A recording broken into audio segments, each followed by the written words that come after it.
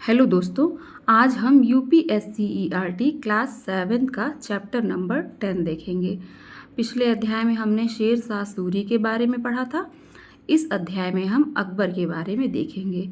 अकबर का कार्यकाल 1556 से लेकर 1605 ईस्वी तक रहता है। आइए अब हम शुरू करते हैं। बाबर जब भारत में मुगल वंश की नींव रखता है तो उसे स्थायित्व प्रदान करने का जो कार्य है वो अकबर करता है। गुप्त वंश के लगभग 1000 साल बाद अकबर ने भारत को फिर से एकता के सूत्र में बांधा था। अकबर एक महान विजेता होने के साथ साथ प्रजा के हित में कार्य करने वाला भी शासक था। अब आइए इस चैप्टर को हम विस्तार से देखते हैं। अकबर का पूरा नाम जलालुद्दीन मोहम्मद अकबर था। उसके पिता हुमायूं और माता हमीदा बानो बेगम थी। जब पिता की मृत्यु होती है तो अकबर केवल 13 वर्ष का था। हुमायूं के विश्वास पात्र बैरम खां ने अकबर का राज्याभिषेक किया। अकबर अपने संरक्षक बैरम खां की देखरेख में राजकाज करने लगा। अब आइए हम देखते हैं कि पानीपत का दूसरा युद्ध 1556 ईस्वी में होता है, उसके बारे में देख लेते हैं। अफगान शासक आदिल शाह का सेनापति हेमू ने आगरा और दिल्ली पर अधिकार कर लिया और इसे ही मुक्त कराने के लिए 1556 में अकबर और हेमू के बीच पानीपत का दूसरा युद्ध होता है। हेमू की सेना इसी में पराजित हो जाती है और पंजाब, आगरा तथा दिल्ली पर अकबर का अधिकार हो जाता है। साम्राज्य विस्तार। अकबर अपने साम्राज्य का विस्तार करना चाहता था। इसके लिए उसने सीधे संघर्ष न करके वैवाहिक संबंध स्थापित करना, अधीनता स्वीकार करने वाले शासकों में पद देने तथा मित्रता करने की नीति अपनाई। क्या क्या? वैवाहिक संबंध स्थापित करना, अधीनता स्वीकार करने वालों को शासन में पद देने तथा मित्रता करने की नीति अपनाई थी अकबर ने।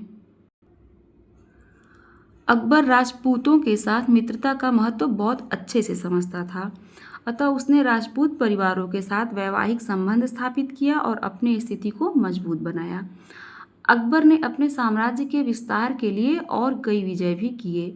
इनमें अरब, यूरोप, दक्षिण पूर्व एशिया से व्यापार की दृष्टि से गुजरात और बंगाल प्रांत बहुत महत्वपूर्ण थे, जिन पर अकबर ने अपना अधिकार कर लिया। इससे राज्य की आमदनी बढ़ी। दक्षिण में अकबर का अहमदनगर की रानी चांद बीबी से युद्ध हुआ। अकबर ने अहमदनगर के कुछ भागों पर अपना अधिकार कर लिया। उसने गोंडवाना, जो मध्य प्रदेश में स्थित है, की शासिका दुर्गावती को भी हराया।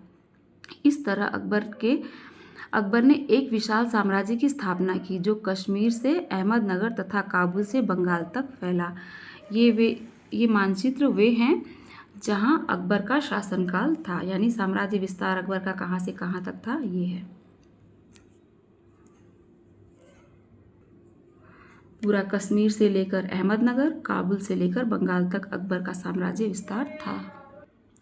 अब आइए यहाँ की शासन व्यवस्था के बारे में देख लेते हैं। अकबर ने साम्राज्य के प्रशासन को सुचारू रूप से चलाने के लिए साम्राज्य को कई स्तरों में बांटा था। प्रशासन के कार्यों की देखरेख करने के लिए केंद्र से गांव तक के जिम्मेदार अधिकारियों की नियुक्ति की थी। ये अकबरकालीन प्रशासनिक ढांचा है। केंद्र से लेके गांव तक इसने अधिकारियों की नियुक्ति की थी। आइए हम उसको देख लेते हैं। सबसे पहले केंद्र था, फिर प्रांत, फिर परगना और उसके बाद गांव। और केंद्र में जो अधिकारी होता था वो बादशाह, वजीर और दीवान होता था। बादशाह सर्वे सर्वा होता था, मतलब बादशाह का कार्य जो था वो सब देखना होता था। वजीर और दीवान वित्तीय नियंत्रण पर ध्यान देते थे। प्रांत में सूबेदार, प्रांतीय दीवान और कोतवाल होते थे जो क्रमशः कानून, फौजदारी, राजस्व वसूली, आय व्यय का विवरण और नगर का प्रशासन देखते थे। परगना में शिकदार, आमिल, कानूनगो और फौजदार होते थे। ये क्रमशः कानून व्यवस्था, राजस्व वसूली, उपज एवं राजस्व का विवरण, कोष्ठ की व्यवस्था देखते थे। और गांव में मुकदम होता था, जिसे प्रधान भी कहते थे, पटवारी और चौकीदार होता था। मुकदम का काम होता था कानून और व्यवस्था ध्यान देना, पटवारी राजस्व का विवरण और चौकीदार का काम था सुरक्षा का दायित्व देखना। अब आइए हम देख लेते हैं मनसबदारी व्यवस्था क्या थी। अकबर बिना सुदृढ़ सेना के न तो साम्राज्य का विस्तार कर सकता था और ना ही उस पर अपना अधिकार बना सकता था। इसके लिए उसने यानी अकबर ने अपने सैनिक अधिकारियों और सिपाहियों को सुसंगठित करना था। उसने इन दोनों लक्ष्यों की पूर्ति के लिए मनसबदारी व्यवस्था की, जिसमें सेना, सामंत वर्ग और शासकीय वर्ग तथा कर्मचारी शामिल थे। पूरे मुगल साम्राज्य में हजारों छोटे बड़े मनसबदार यानी शासकीय अधिकारी और कर्मचारी होते थे। मनसब का अर्थ था पद या प्रतिष्ठा। मनसबदार शाही सेवा में पदवी धारण करने वाले व्यक्ति होते थे। विभिन्न अंकों की संख्या अधिकारियों के पदों को निश्चित करने के लिए प्रयोग में लाई जाती थी और जो इसमें सबसे छोटा 10,000 का होता था। बाद में यह 12,000 तक की संख्या तक के मनसब दिए गए।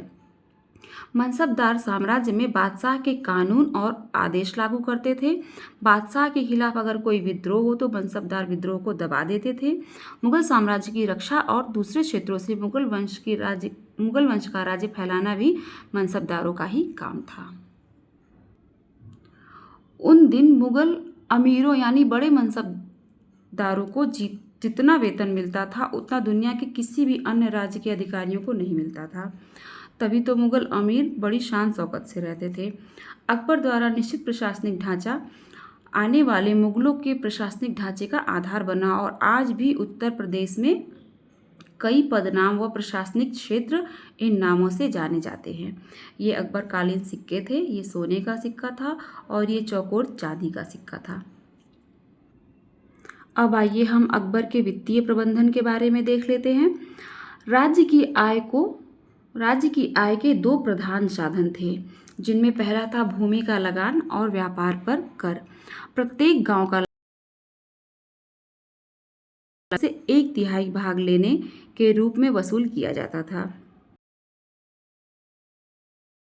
एक निश्चित उपज न होने के कारण अकबर लगान का प्रबंध समय समय पर कराने के पक्ष में था।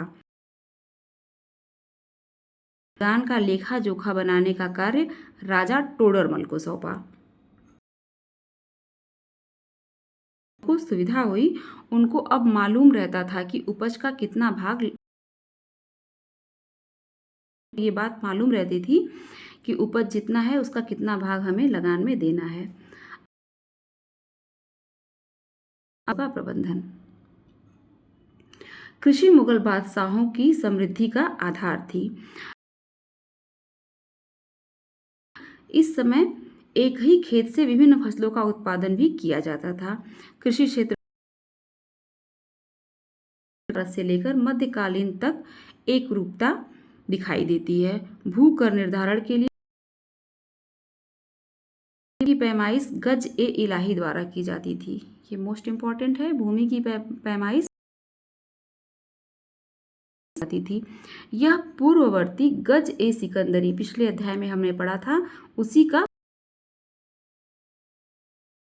गज ए इलाही, इसी का परिवर्तित रूप है गज ए इलाही।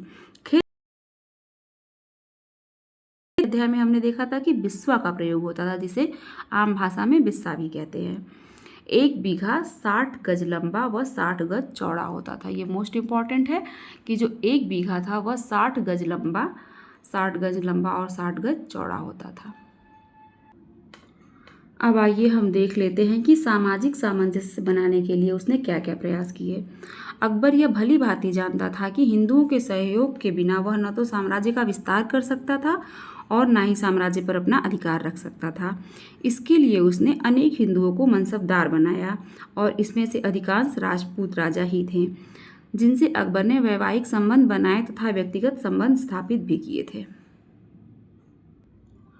अब आइए हम अकबर की धार्मिक नीति के बारे में देख लेते हैं। वह धार्मिक सहिष्णु था और इसका परिचय देते हुए फतेहपुर सीकरी में इबादत खाना का निर्माण उसी ने कराया था और इससे पता चलता है कि जिससे वह सभी धर्मों के गुरुओं को उन पर चर्चा करता। उसने इस्लाम, हिंदू, फारसी, जैन, ईसाई आदि धार्मिक मार्ग, जिसका नाम दीन ए इलाही के रूप में रूपरेखा में उसने बनाई, एकता स्थापित करना था। अकबर ने सुलह कुल की नीति अपनाई, जिसने का काम शांतिपूर्वक ढंग से चल सके तथा सब लोगों का समर्थन मिलता रहे। इस नीति ने भी अपनाया था। इस नीति पर हम भक्ति एवं सूफी आंदोलनों किसका नीति और भक्ति सूफी आंदोलनों इस नीति का पालन करते हुए राजमहल में अकबर ने हिंदू शुरू कर दी।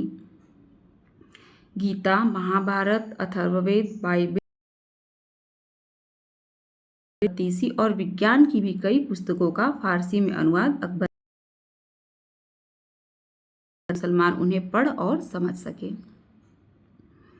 अकबर ने हिंदुओं पर जजिया कर हटा दिया। उसने एक ऐसे साम्राज्य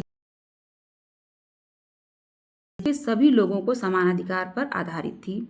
सभी लोगों के समान अधिकार के शासनकाल में राज्य अनिवार्य रूप से धर्मनिरपेक्ष, सामाजिक विषयों में उदार और चेतना तथा सांस्कृतिक एकता को प्रोत्साहन देने वाला बन गया। अब आइए हम साहित्य के बारे में देख लेते हैं। अकबर सदैव विद्वानों से विचार विमर्श करता रहता था। उस समय की राजभाषा फारसी थी। इस समय अबुल फजल, फैजी, बदायूनी उच्च कोटि के लेखक और साहित्यकार थे। अबुल फजल ने अकबरनामा की रचना की थी। बात किया गया। अब्दुल रहीम खान भी लोकप्रिय है। गोस्वामी तुलसीदास ने रामचरितमानस की भी रचना इसमें कागज पर लिखने का कार्य भी शुरू हो गया था। हालांकि इसकी शुरुआत चीन से हुई थी। भारत में शुरू हुआ वो अकबर के समय से कागज पर लिखने का कार्य शुरू हो गया था और प्रमुख संधियों में से एक थे। अब आइए हम थोड़ा और देख लेते हैं कुछ इम्पोर्टेंट टॉपिक। अकबर के जो नौरत्न थे उसमें मुल्ला दो प्याजा, हकीम हुकाम, तानसेन, राजा मानसिंह, राजा टोडरमल, फैजी और राजा बीरबल उनके दरबार। अब आइए अकबर के काल में हम देख लेते हैं कि वहाँ की कला कैसी थी। अकबर ने आगरा के निकट फतेहपुर सिकरी नामक नगर का निर्माण कराया और इसे कुछ वर्षों के लिए अपनी राजधानी भी बनाया। इस नगर में उसने भव्य इमारतों का निर्माण कराया। फतेहपुर सिकरी को अकबर ने अपनी राजधानी बनाया था। ये वे चित्र हैं जो अकबर द्वारा बनवाए गए थे उसके शासनकाल में। फतेहपुर सिकरी में अकबर द्वारा बनवाया गया जोधाबाई महल, हवा लेने के लिए बनवाया गया 5 मंजिलों वाला पंचमहल फतेहपुर सिकरी में, और आगरे के लाल किला में स्थित दीवाने खास है। ये दीवाने खास है। और ये बुलंद दरवाजा ने अपनी गुजरात विजय स्मारक के रूप में बनवाया था।